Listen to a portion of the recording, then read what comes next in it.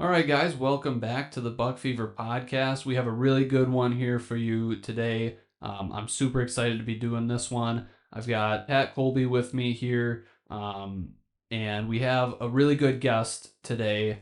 Our guest is Coot from Coot's Lures, and he does have a real name, but nobody knows it.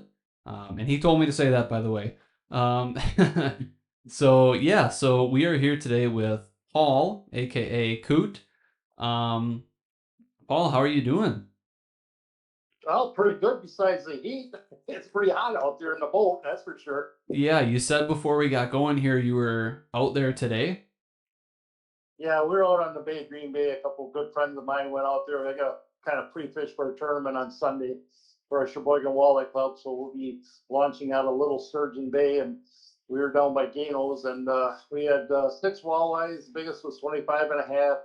Threw a bunch back. And then we ended up catching monster sheephead and catfish. Oh my God. Yeah, put up a decent fight for you, but I don't know, in the heat as bad as it was today, I don't know if you were looking for a fight. Well, that's for sure. I sat in the live well twice just to try cooling off. And I'm sure glad ZV-21 made them big enough so I could almost sit in it.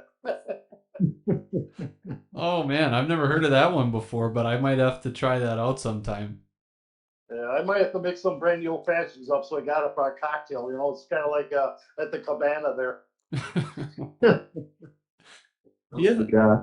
so I guess Looking forward to seeing that in your next video soon. That's It's out there good one. right now.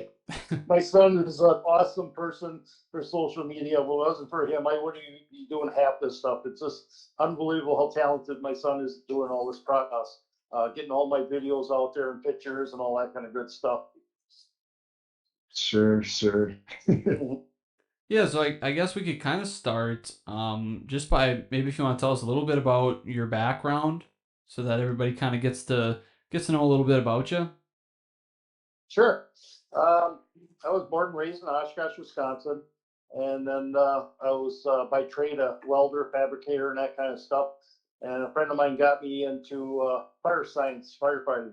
So I went to school for 2 years, and then 2 years after that, I got a job, my first job in Jackson, Michigan, and I worked there 13 months. And then also Appleton, Wisconsin called me, so I ended up working 28 years there. And I retired 6 years ago from firefighting, and I've had Coot's Lure since 2004. So next year will be 20 years celebrating Coot's Lure. So we got a lot of neat stuff coming for next year. Hopefully everybody will have a look at it. Just follow Coot's Lures on all the social media stuff. And what I ask for people is instead of using the thumbs up, the like button, hit the heart button. It changes the algorithms big time. It's helped us a lot with all our promoting the stuff and other people's products I helped promote for them. Oh wow, that's really good to know. I didn't even know about that. So that's a Not me either. yeah, that's a good little tip there. So yeah, everybody make sure to do that to help everybody out on YouTube. And I do want to say congratulations on 20 years. That's a pretty big milestone there. It is. It's been pretty crazy, and all the inventions I've come up with, people actually bought and used, and that's what puts a smile on my face. I invented something, somebody else bought it, and they like using it. It's just crazy. That's the crazy part, right? Everybody's got their little things they come up with, but then when somebody actually wants to buy it and then you can make something out of it, it's like, holy cow. Yeah. And my son, he designed our Kusler shirt, so he's just coming out with a new color on.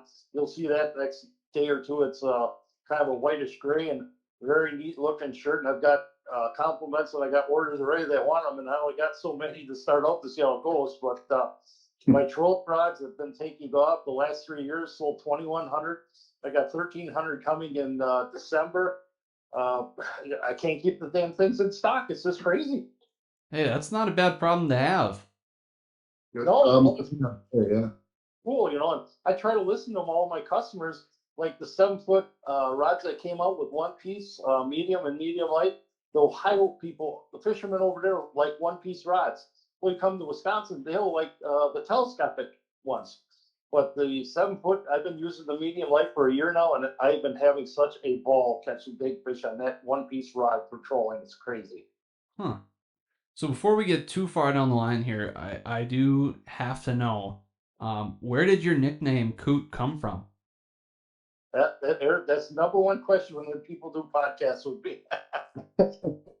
Hey, my dad hunted mud hens or coots, okay? And I started growing up with my dad shooting coots and mud hens in uh, the Bay of Silent Bay in Oshkosh. Well, they shut that down because all the housing came about and that. So in 1975, we started hunting Endeavor, I should say, Endeavor, Wisconsin, which is Buffalo Lake. And the DNR estimated 3 million coots on this lake. So we said, yeah, okay, I don't believe that. So we go down there opening day, and this lake is just black, full of mud hens. We hunted over 10 years down there shooting mud hens. Everybody says, how can you stand eating those things? I said, well, I was born and raised on them. I says, I'd rather have a mud hen right now versus a steak. And they all look at me like that. Yeah, you're crazy as a coot, I guess.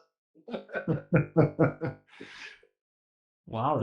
So that the name came about. Yep, so it ends up being Coot, Coot Man, Cooter. Oh, so. Nice. So I gotta ask this though. I've been following you on social media for a long time, and to me it's crazy. You're fishing on Winnebago, then you're on Green Bay, then you're on Erie, then you're on Bago, Green Bay, then you're installing a pool in your yard, having a party. Like, do you ever sleep? And, and who keeps your schedule? And how do you? Because it seems like you're just on the go constantly, all over the place. And for someone that's retired, it certainly seems like you're taking full advantage of all your time. Well, I guess you can call me a type A person. I'm always on the go. My nickname at work was Balls to the Walls. I've always, when I start taking on a project, I finish it, I get it done as fast and quick as I can and all that kind of stuff. I like to stay busy. My wife is also busy with me doing projects around the house, and we like traveling and all that kind of stuff. And to me, this is what retirement's all about, recapturing life and doing what you want. Because when I worked at the firehouse, 1/3 of my life was sitting at the firehouse, and I had to deal with other people's stuff all the time.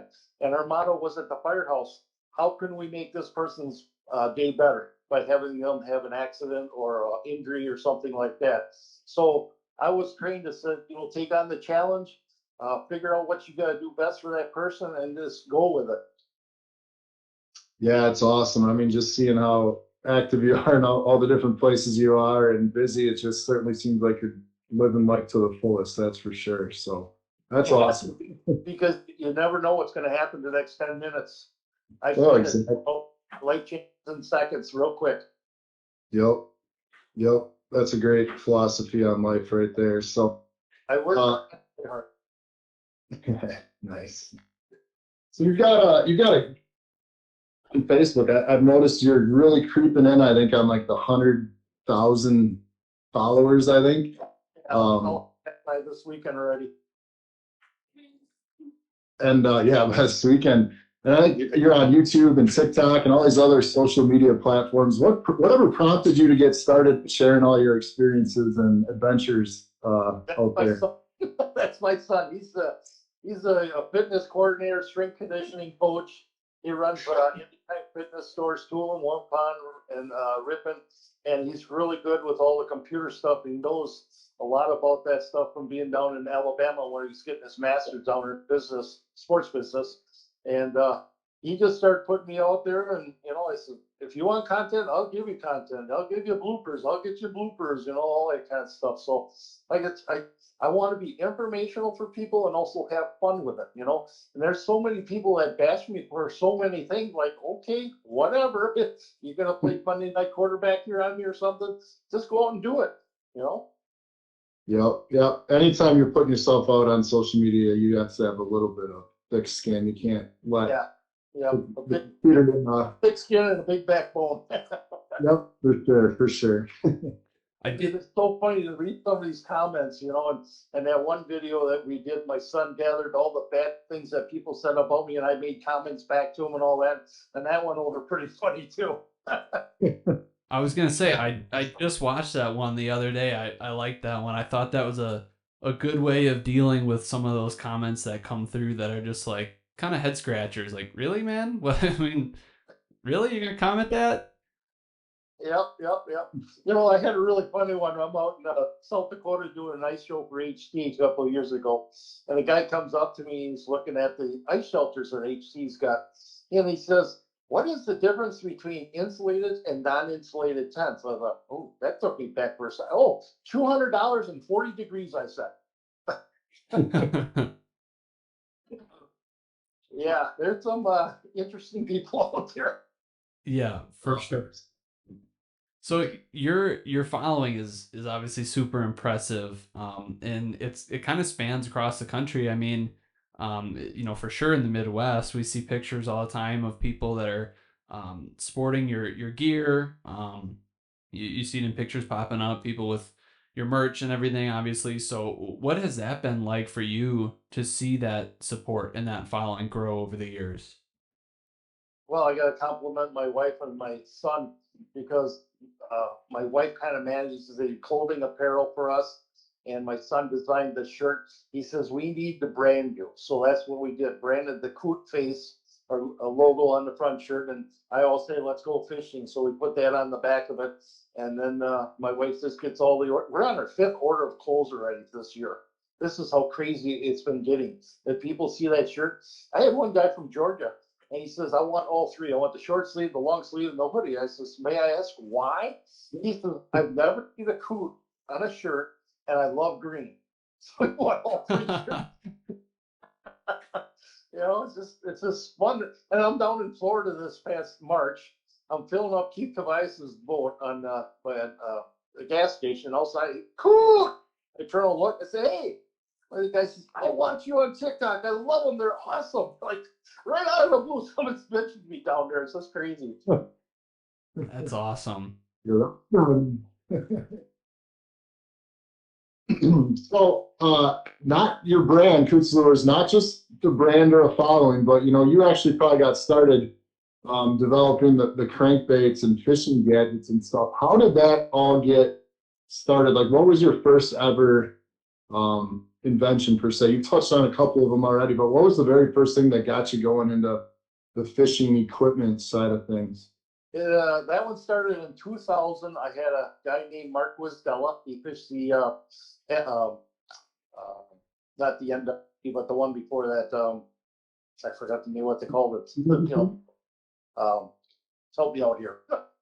Was that the PWT? PWT. So he's over here staying at my house, and he showed me all week how he pulls crawler harnesses on Saginaw Bay. So he's got a 5 foot leader, he's got the crawler harness, then he uses a flutter spoon 5 feet above the harness. So I'm kind of thinking, you know, let's watching this stuff, and we get a lot of bites, but no catching fish. Well, I'm figuring out they're hitting the damn spoon before the harness. So I'm thinking I'm gonna try something like this. So I started out my kit called the Coot One, Coot Two, two different kits, and each kit had something unique about that kit. And the Coot One had colored flutter spoons. There was two sizes, six of them. I had six spinner blades, fives and threes, five bead assemblies, three hook assemblies, three treble hooks in there. And with this kit, I had a schematic on the back. There's 7 ways that you can design this lure, and the kit also made over 1,000 different lures with all the color schemes on it. So I designed this kit. It came out in 2004. I hit the Green Bay Sports Show when it was going, and by the end of the third day, I pretty much sold out of them, and I was hoarse. I had to talk about my whole system because it was so unique, and it was all interchangeable. So you could keep your worm on your hook harness, change the bead colors to whatever one you wanted, and same with the spinner blades, or add the flutter spoon to it. So it was really out there and different, but I was catching fish. And I said, I got to get other people to look at this, you know, because when you start looking at tying up harnesses, you're spending all kinds of money. And most of the time, these harnesses were only lasting like 3 or 4 fish. You break, you lose everything. And I was using stainless steel for the leader that had a nylon coating called twist weld. It was very strong and durable. And then the bead assembly had stainless steel wires on it. So it wasn't really light, but it wasn't really heavy either, but it was more durable than anything else out there. And then, Sure. okay, so that was a Coot One and Coot Two kit. Then 2007, I came out with the rattling worm harness. So I approached Keith Tobias about it, and he was kind of intrigued on it. So he took me up to Beta Knock. We fished up there using it, and he took fourth place using my stuff. I said, "Holy God, unbelievable! I got a pro using my stuff, and he's making money on it." So the next year, 2008, I'm up there with the gang again, the Parson, and Tobias, and we were pulling harnesses. We couldn't get nothing. So I told Gary, I was fishing with him. I said, let me try something different for you. So he wanted to switch over to cranks. So we're using the 800 series reef runners. So I took the back treble hook off and I put on my hook harness with a full crawler. He's looking at this thing and I'm building in his boat. And he says, what the hell is that? I said, I got this on and it works, you know. He said, all right, go ahead, put it out there. So I put it out there. No more than 10 minutes. We got a 12-pound walleye on. I went, oh my God, this thing is huge. We caught 6 walleyes for over 60 pounds within a half an hour. You could not believe it. So we came back in. I had to make up all these hook harnesses for Keith, Chase, and Gary, and they all three cashed a check. Gary should have won the tournament, but he couldn't catch a slot fish because the slot fish was like 15 to 18 inches. Everything he hit was 10 pounds. So he took fifth place. So right then and there, the guy said, "You're going to be with us a long time. You're making us money." That I thought was pretty cool. That's a pretty good story. Then 2008, I was out in South Dakota Mobridge, fishing the NCC out there, and that's where the slow deaths came from. And I was with Chase Parsons out there learning about the slow death. And then 2 weeks later, I had to go out there for the NTC tournament.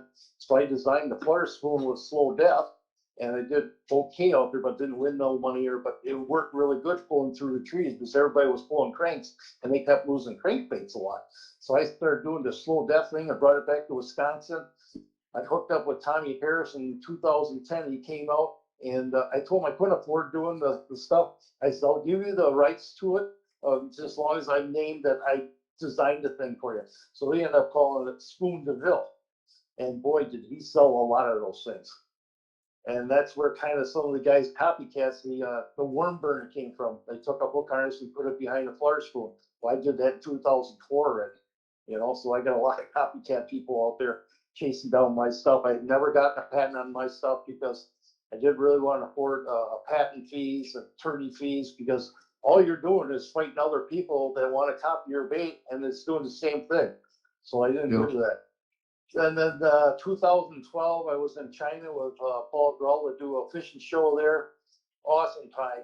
I felt like everybody wanted my picture for some reason. I don't know if they thought I was a sumo wrestler or what, but it was just crazy. Yeah. So I met a crankbait builder there, and I had a Selmo with me. So I says, "Can you kind of copy this?" But I did some changes on it because I didn't want to infringe on the Selmo guy. So he got it going on there and it was working. But every time I caught fish on it, the paint would chip. And I would tell him, I says, "You can't have the paint chip, otherwise people won't buy the lures." He said, "Well, I need an order of 10,000 lures." I said, "No, it's not going to happen because you can't sell them if they chip." So I ended up meeting James Halsworth out of Vexen, Tackle Industries. He took me on as his walleye guy about rods, reels, and he wanted the Rattling Wasp. That's when I named it because I says, "Well, you got the Selma Horde and now you got the Rattling Wasp." And when that came out in 2016, the guy from Poland that owned Selma called me up. He says, "You know, you copied my bait." I says, "No, I didn't. I made it better." And he hung up on me. So, yeah. So then James Keller came along and he helped me start the Rattling Wasp with the reel shot. He bought all 30,000 lures. He wanted exclusive rights to it. I said, "Oh, I guess I'm done shopping now for a year."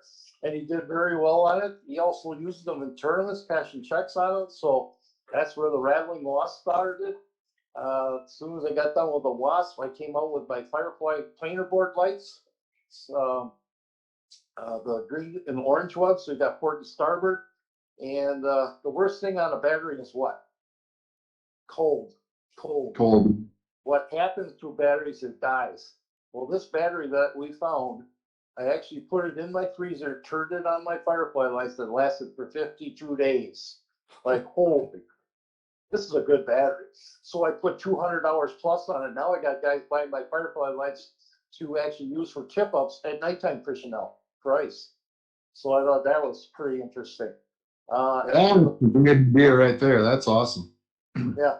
Then after the Firefly, I came out with the Magnetco. This is a system where I was using a offshore black clip and a zip tie on my landing net. So when the fish would get in the net, it would pop off. I said, I got to come up with some better idea. And one of the owners of HT says, well, what would you do different? I says, it's got to be simple and easy. I said, what about magnets? So we started the magnet search, and I ended up using a 4-pound pull magnet system on there, and that's been a hot seller. Last year, I sold 3,000 of those things. It was crazy. I got a couple of them. Yeah.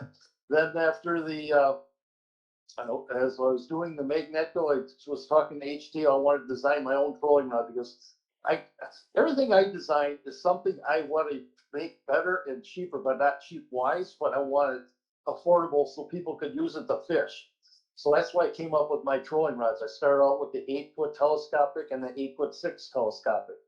And once those start taking off, I says, I want to get some 7-footers because the Lake Erie guys want those rods. So once I started bringing those in, all of a sudden I'm well, the first order was like 200 and something like that. No problem. I sold a week's. So I doubled the order, went to 500. They were gone in 2 weeks. Now I ordered 1,000 last year, and they were gone in 8 months.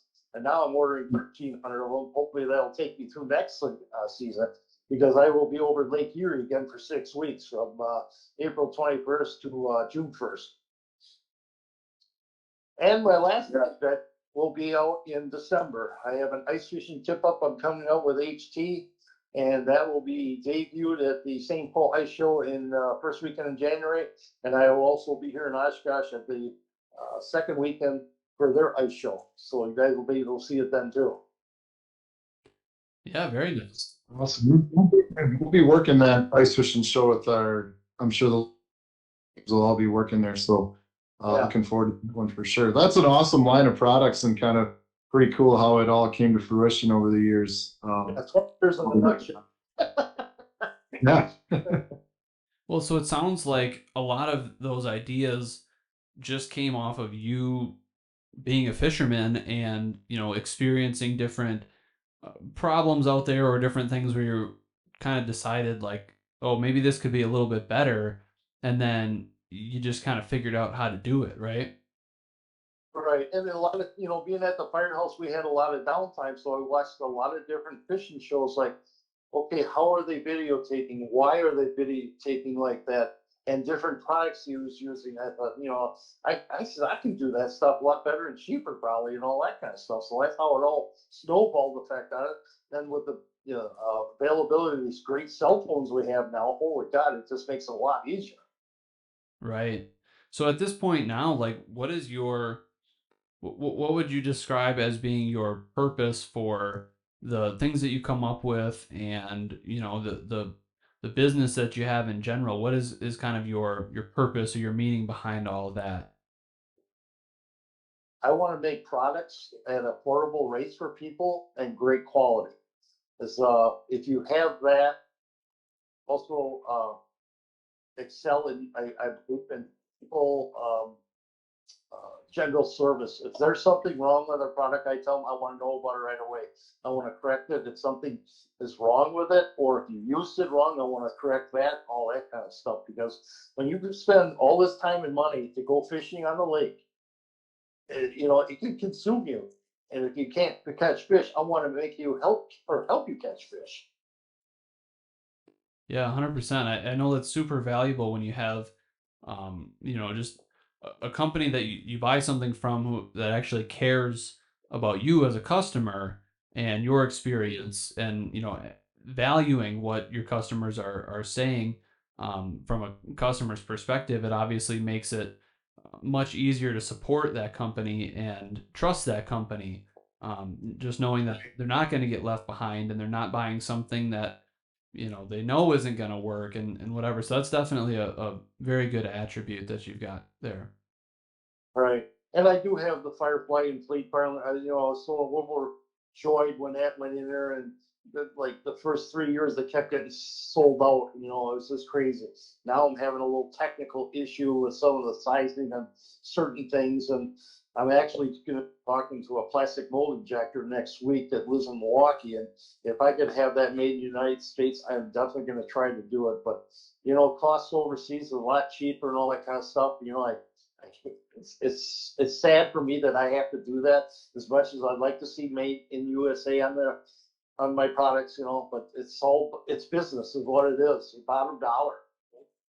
So because even the Magneto, that only retails for $10. If I had that made in the United States, you're looking at almost $30 a retailer. Hmm. Yeah. So Right, and like you said, I mean, you want it to be affordable for the average fisherman so that they can buy quality products that they can actually afford and use to help them out. So that's definitely an understandable situation there. right. Right, yeah.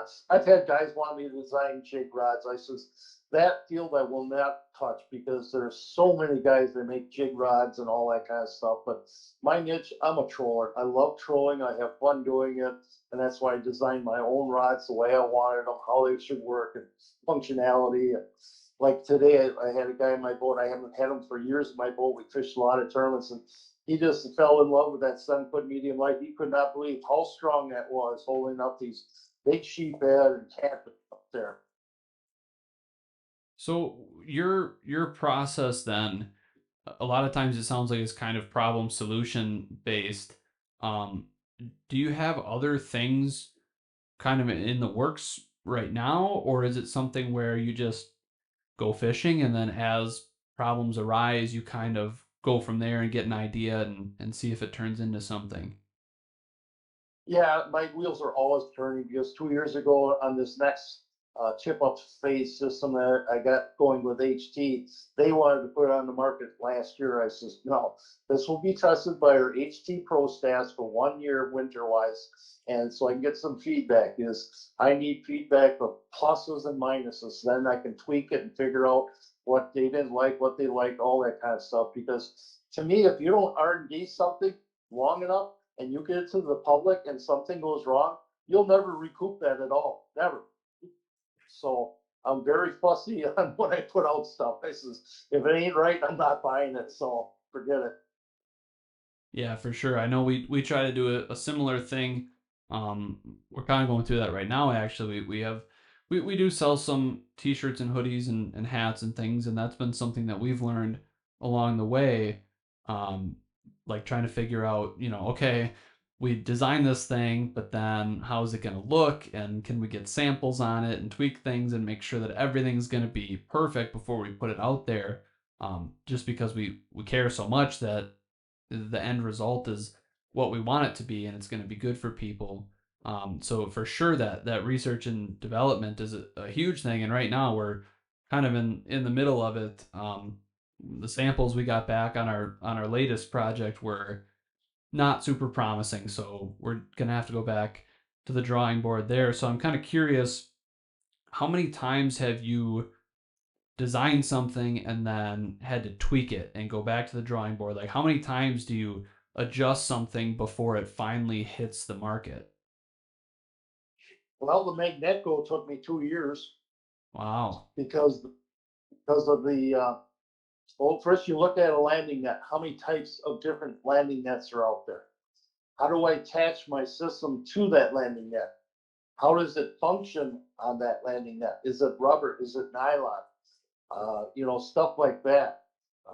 Then you have to kind of worry about hopefully the intelligence of the person using it, because when you put on a magneto on a net, there's a right way and a wrong way. The right way is they have to have the D-ring uh, towards the shaft, because when you have it towards the shaft, the magnet clips onto the net, which is goes forward, and that's how it cinches on a pure aluminum landing net, because then it won't slide. But if you do it the opposite way, the main deco will slide right down to the net. So I try to incorporate that into my filming and show people the proper way. And it's a lot of great compliments coming back. Like 2 years ago, I think it was the the hostess landed the biggest walleye of the tournament because of the magneto. The first swipe at the fish, he missed it. The net stayed in position, so he could go at it again, and he got it in the net. That was huge. That made the Badger sportsman and all for me. So it's little things like that. I'm a guy. I'll scratch your back if you scratch mine. That's what I like. I just had a call from Mike, the docket guy. He wants me to try using his product and pump him up in that. I said, sure. I don't have a problem using your product. I just first I got to believe in it, make sure it works before I put my name behind it. So. Yeah, that's what we've always said too, is like any product that we would ever talk about or endorse per se, is we'd have to believe in it and use it ourselves first. So Yep. certainly like that. I want to take you all the way back to like the beginning of your fishing career per se. Like when, at what age did you start fishing? Did you grow up in a fishing family? Or like who were some of your fishing mentors growing up as a kid? And how'd you ever get into the whole fishing world?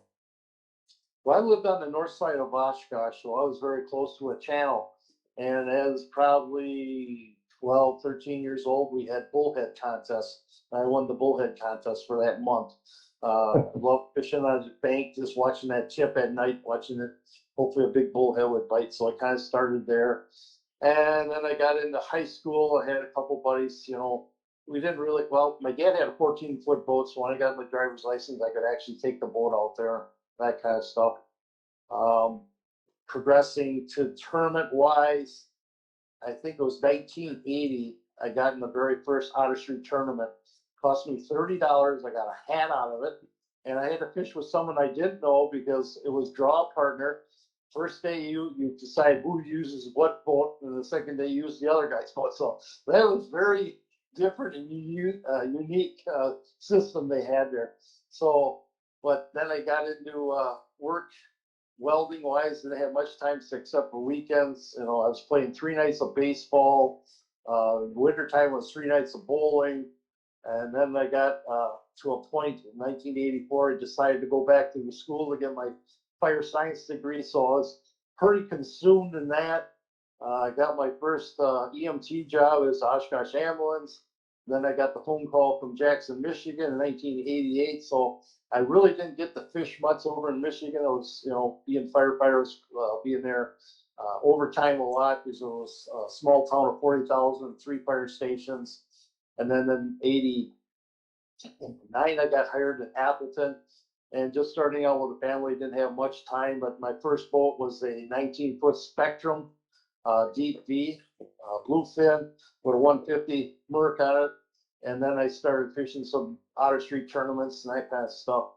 And probably wasn't until 96 I got my first fiberglass boat, the Tracker Targa. And that was a very good boat. I had that boat for 21 years and I actually got 50 yards of concrete to do my driveway for it. So the guy wanted the boat really bad and I wanted that concrete really bad. So I retired in 17 and I got my new boat, my ZB21. That was part of my retirement package that I wanted to do. And we just started pursuing more of Coot's lures. And I actually had to sell my 67 Mustang that I totally rebuilt, put a 351 Windsor in it, and just turned around, made 18 grand on that. I figured I only made $10 an hour restoring it. But there's 2 money pits. You got cars, you got boats. And I said, well, I'm sticking with the boat things. So bye-bye car, I guess. But it was actually my first car I bought as a teenager at $250. So it had a lot of memories, but it was sad to see it go. But I was pursuing the fishing thing more than anything else.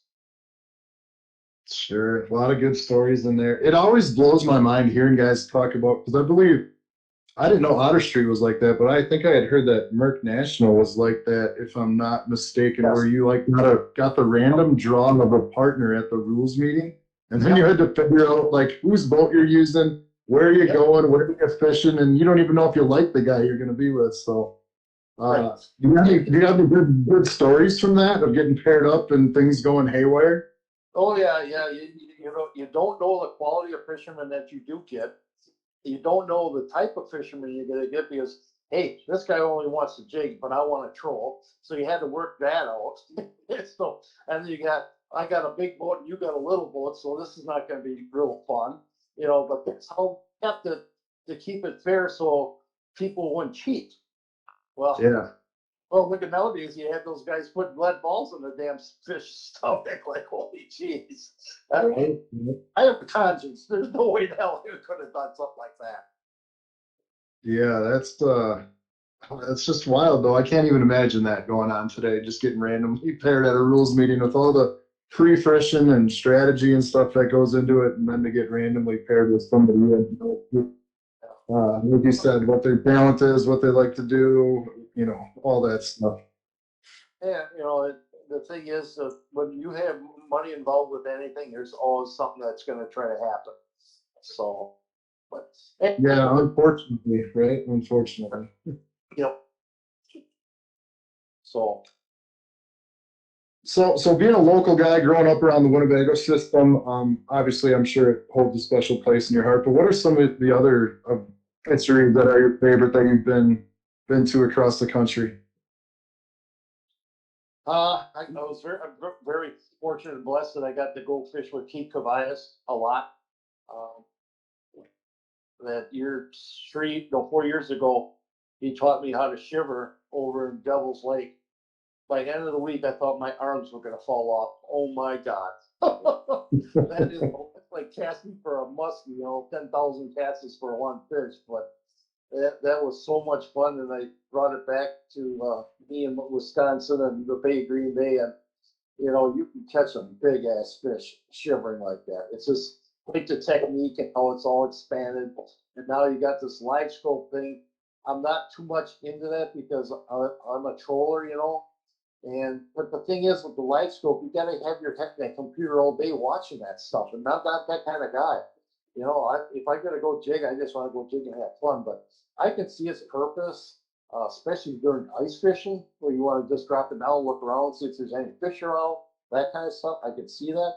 But $3,000 is a lot of money for a piece of equipment. And these guys got like 3, 4 screens on their boat. Like, holy cow!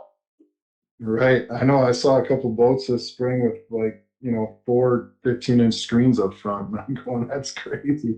Oh, I know. Yeah, it does seem like some of them guys, they just have their head on in a screen or on a computer all day rather than, fishing. And I'm not necessarily liking that as much either, but can't argue with how it's working and how guys are finding ways Yeah. to really attack But these lakes and big fish. So right. And I wonder if it's going to be allowable in the future because I'm kind of curious about the sturgeon thing. They drop it down, they see the fish, they got down there and all that kind of stuff. Kudos for the guys that want to do that. But to me, I don't see any sport in that because you see it coming and all of a sudden you get ready. But the problem I don't like is the blind spearing. They throw the damn spear down and you kind of guess them. And now if you hurt or damage the animal, that's not good either, right? right, right.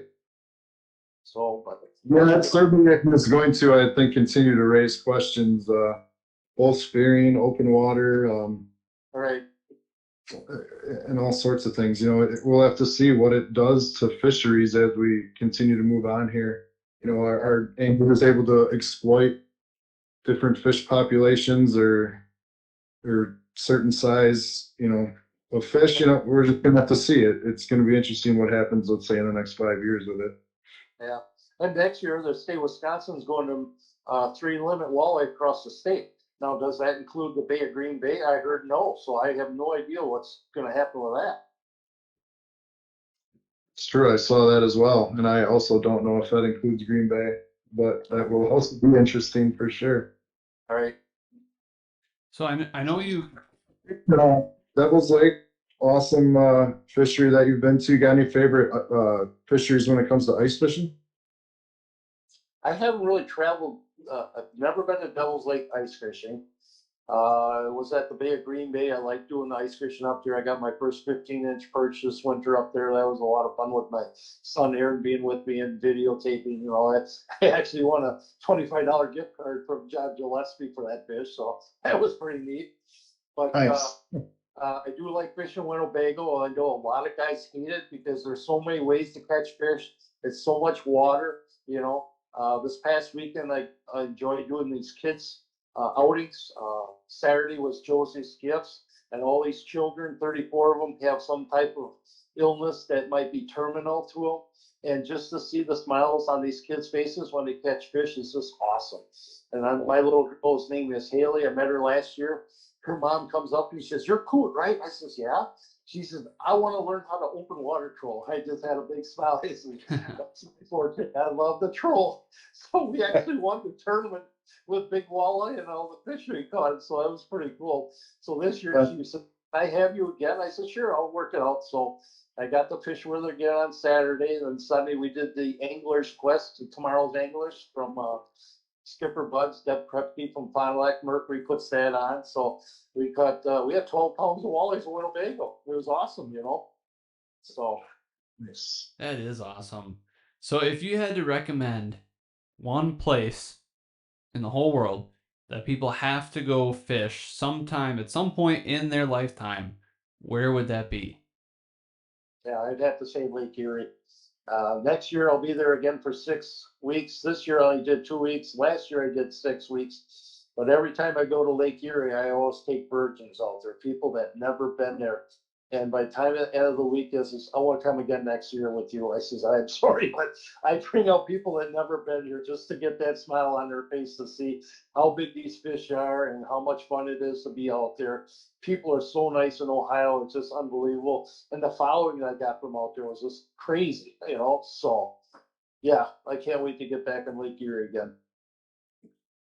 Yeah, I got to take my first ever trip out there this past April, and it was a blast.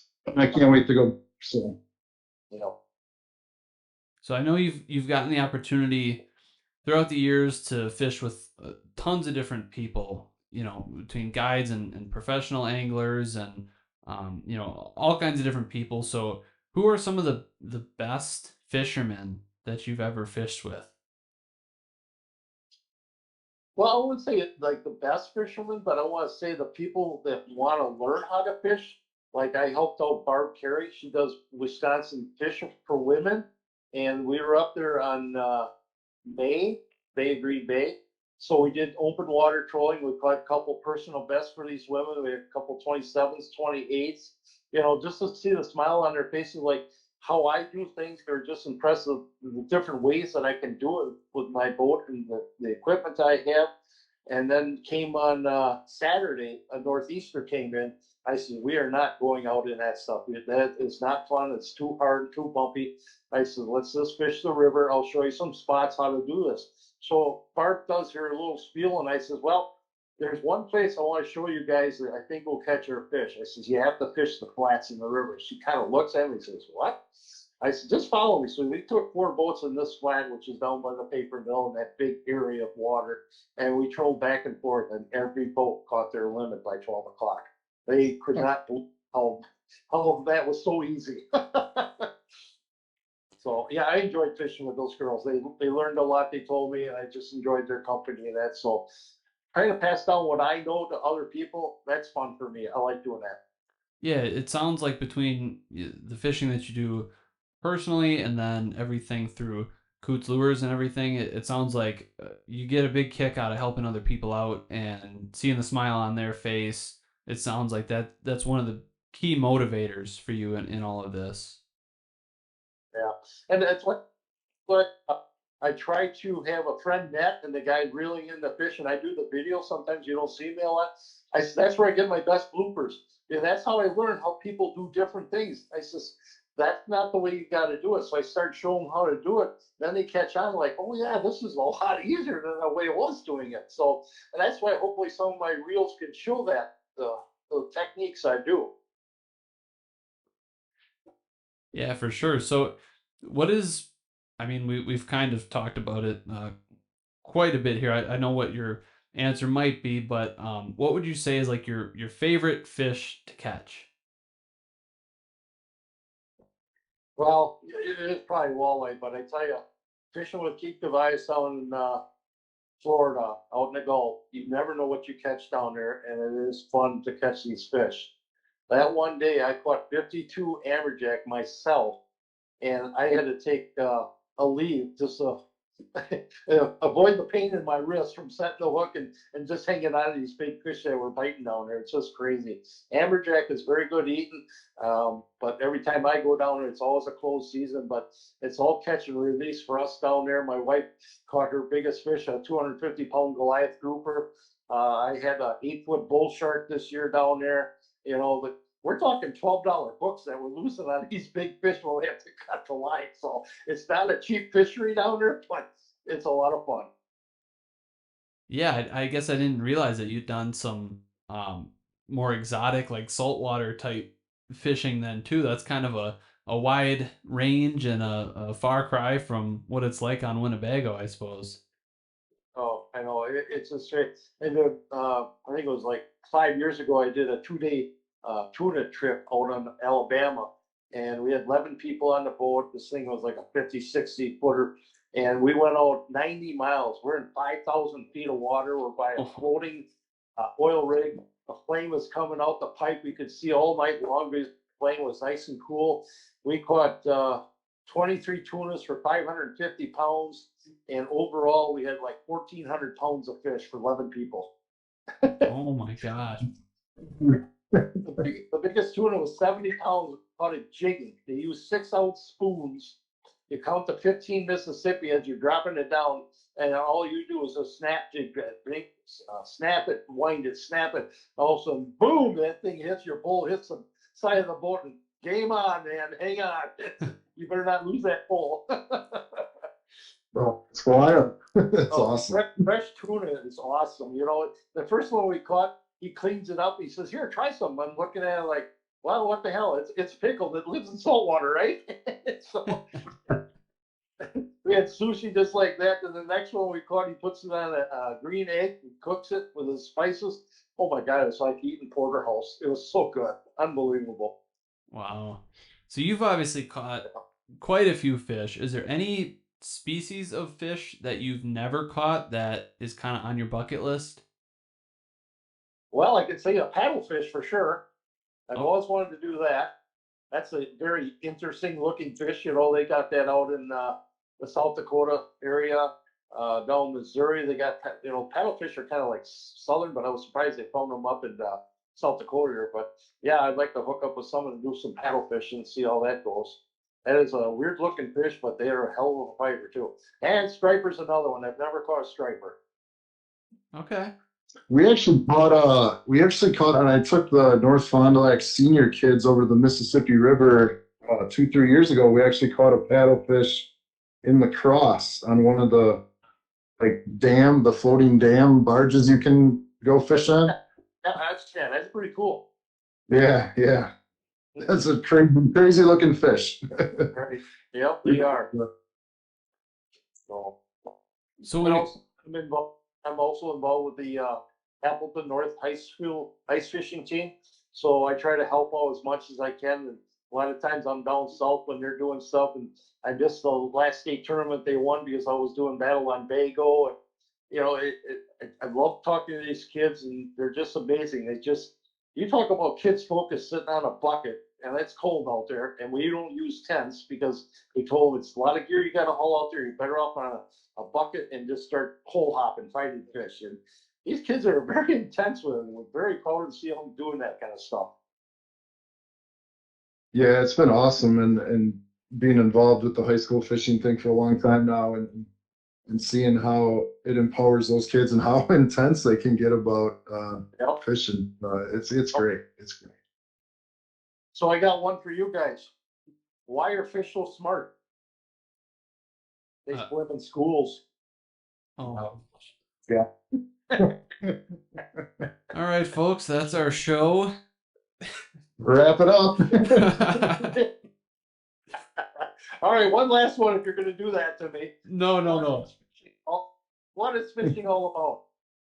It's one jerk wait for another jerk. In the nutshell, there it is. How many of those do you have in your pocket? A lot. They usually keep me on toes. I try to have fun with my people, you know. And I says, you know, I was in the line of work with it was all seriousness and all that kind of stuff, and I've seen so much crap in my life. I just want to enjoy life, have fun with people, and just enjoy the outdoors and that. Yeah, I mean, if you're not having fun, what's even the point then? Yep, I agree. So when it comes to like the other side of fishing, then, um, more so to speak, like the eating side of fishing, what's been your favorite fish to eat? If you could just pick one.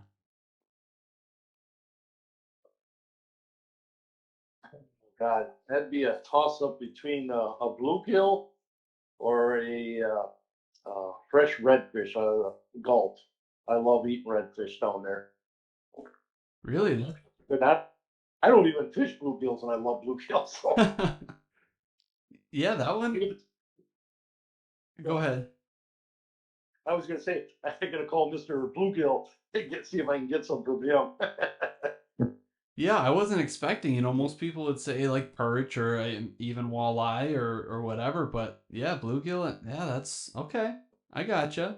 Yeah, and they're a fun fighting fish too. If you get in, a lot of guys go down to Madison. I heard that they catch these really big bluegills, But this year it's been kind of off season. I heard, but yeah, bluegills are fun. I have heard that that area is good for bluegills down there. I don't have any personal experience with that, but I've heard that a time or two.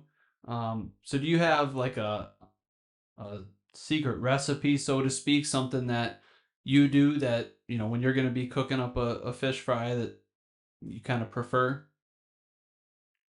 Um, I really got turned on to my buddy's recipe for either salmon or walleye, and it's either baking or grilling. You take a cup of mayonnaise and a cup of fresh grated Parmesan cheese and make a paste, and you lay that on top about a quarter-inch thick. And then I'm a slap your mama type of guy. I love the Cajun season from Slap Your Mama. It's called a white pepper, and I sprinkle that on top of it. And you talk about being moist. Wow, it just melts in your mouth. You'll have to try that. Colby, is that kind of like what you've got? No, that's a little different, but does that so you're taking that paste and like rubbing it on top of the, let's say, walleye fillet? Yep, yep. You just lay a quarter-inch thick all the way across the top of it, and then sometimes I'll put it on the grill and put my wood. I got a grill slash smoker, and I would have the smoker already smoking it, so it adds a little smoke flavor also to it. Well, that sounds outstanding. I've been grilling a lot of walleye lately too, and it's really turned into my favorite over always deep frying them. Sure. Yeah, I'm gonna have to definitely try that one out. That sounds good. I love Cajun type seafood, so yeah, and it's so easy. A cup of that, and you're done. right. That's the beauty of it. It's super easy too. So But what's that recipe you've been telling us about, Colby, the walleye one that you got? they always put me on the spot, and I can never remember what it is. It's oh man, I might need to save it for a different day. I can't No, like because yeah, you make like it's some sort of Wally Rockefeller, I think.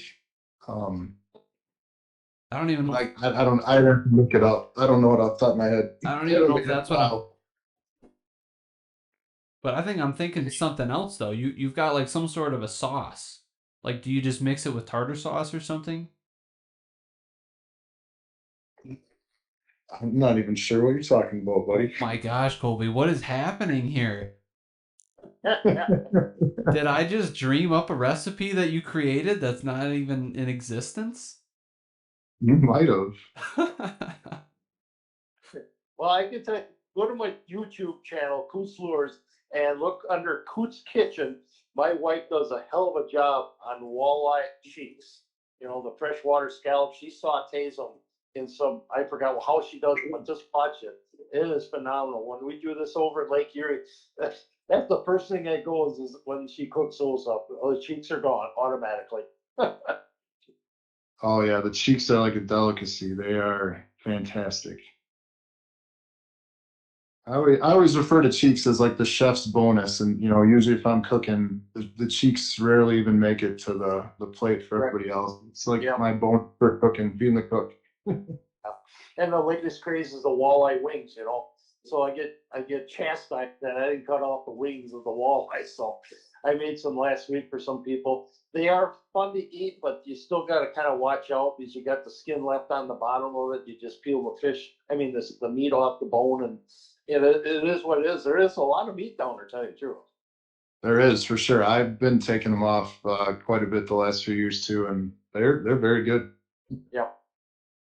So So as we get, I guess, close to wrapping this up,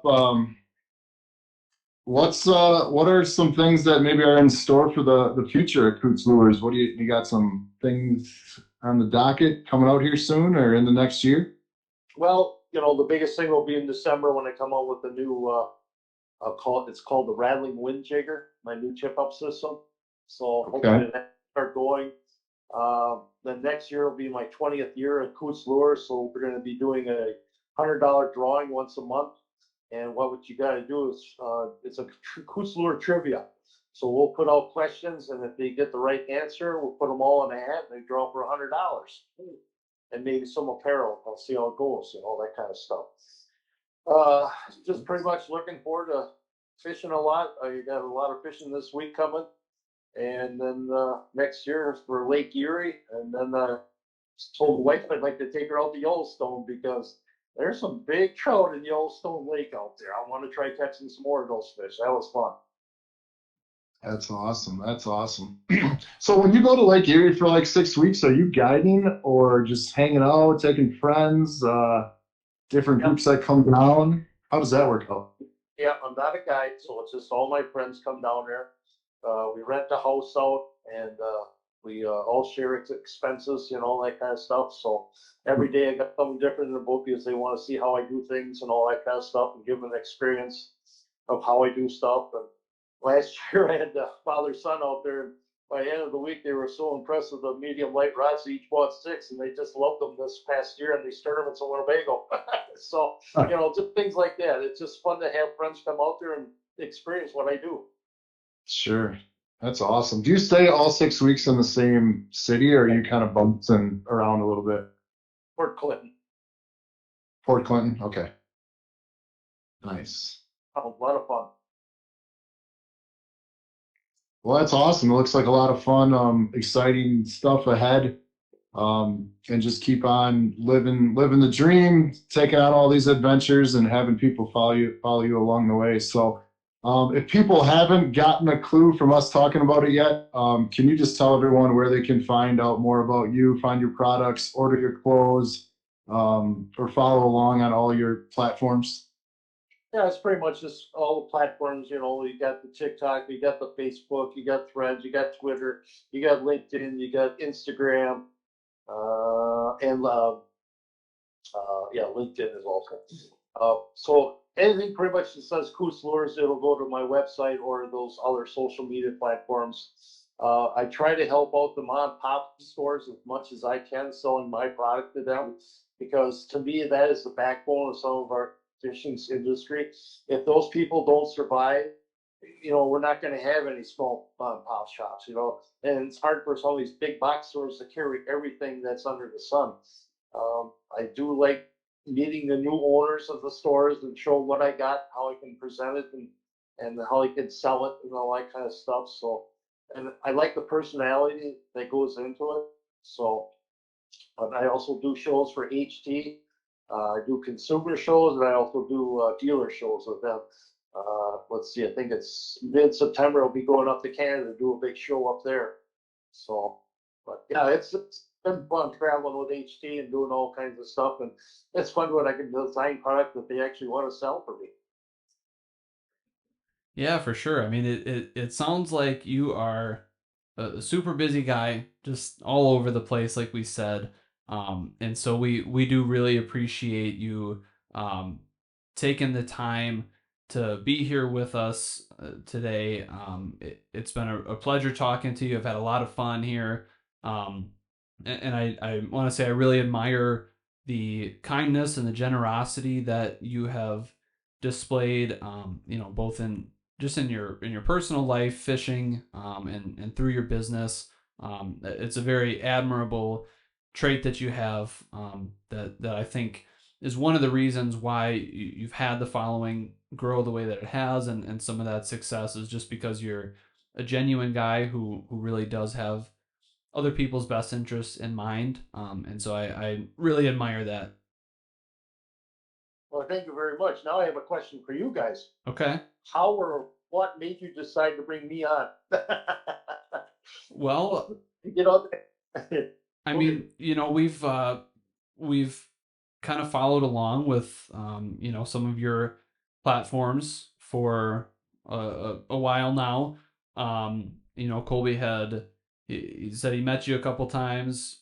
Um, and so being a local guy and just seeing a lot of the things that you've been involved with, it just seemed like it would really be a interesting conversation, something we were interested to kind of learn more about you and the business that you have, and just talk fishing a little bit. That's what we like to do with all the guests that we've brought on. We just started um, this year, so it's been kind of growing as we go with it, and trying to get different guests on, and guests from all different walks of life, different aspects of the outdoors. We do a lot of hunting, but it could be deer hunting or turkey hunting or fishing or whatever. We just like to get a lot of different guests and different personalities on here. And so we've just been following along with you for a while now, and so it just seemed like, hey, maybe we should reach out and see if you'd want to do it. And I'm glad that you said yes. Well, I greatly appreciate you guys for doing it because you're scratching my back, and I hope I scratched your back a lot tonight. I hope you learned a lot. I don't know if I opened any eyes on certain things I've done. It's very cool, and I hope you guys prosper in this. Yeah, absolutely. I really appreciate it. Thank you so much. Sounds like Colby got kicked off of the phone call for some reason. He doesn't know what happened, but Oh, he texted me. He said he wants to make sure that I tell you thank you from him. He had a great time. So he says thank you, and I obviously say thank you. Um, it was a blast. Do you have, before we close up here, not to put you on the spot, do you have one more joke for us? one more joke. Okay, that's kind of a dumb one, but it's still related to walleyes. What did the walleye say when they hit the brick wall? Yeah. Bam.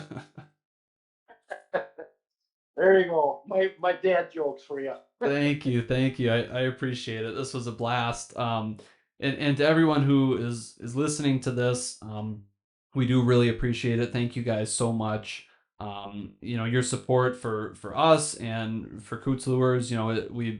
We thrive off of it. It means everything to us. We really do appreciate it. And we really can't thank you guys enough. So on our end, if you guys could subscribe to our YouTube channel, that helps us out a ton, and we really, really appreciate it. You can also check us out at buckfeveroutdoors.com. All of our stuff's out there: videos, podcasts, articles, recipes, all kinds of good stuff out there. We have merch out there. So we do really appreciate it. And obviously, for Coots Lures, he's everywhere. I mean, literally everywhere. You can't miss the guy. Um, so make sure you go out and show him some support, because I know it means the world to him, just like it does to us. So once again, thank you so much for joining us. We really do appreciate it, and maybe we'll get to do this again sometime. I know I would love that. So yeah, thanks a lot. Let's go fishing. Let's go fishing. All right, guys, thanks for watching. We will see you guys next time.